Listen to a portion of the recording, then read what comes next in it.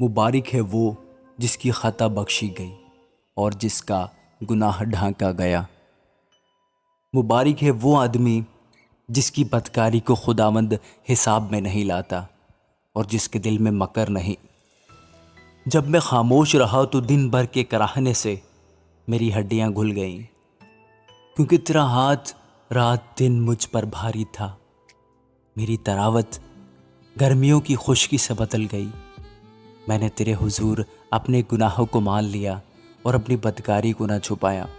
میں نے کہا، میں خداوند کے حضور اپنی خطاؤں کا اقرار کروں گا، اور تو نے میرے گناہ کی بدی کو معاف کیا۔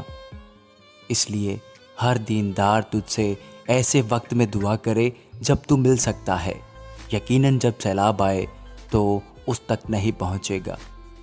تو میرے چھپنے کی جگہ ہے، تو مجھے دکھ سے بچائے رکھے گا، تو مجھے رہائی کے نغموں سے گھیر لے گا۔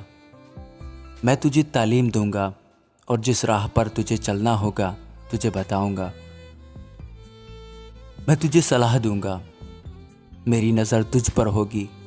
تم گھوڑے یا خچر کی مانند نہ بنو جن میں سمجھ نہیں، جن کو قابو میں رکھنے کا ساز دہانہ اور لگام ہے، ورنہ وہ تیرے پاس آنے کے بھی نہیں۔ شریر پر بہت سی مصیبتیں آئیں گی، پر جس کا توکل خداوند پر ہے رحمت اسے گھیرے رہے گی۔ اے صادقو، خداوند میں خوش و خرم رہو، اور اے راست دلو خوشی سے للکارو۔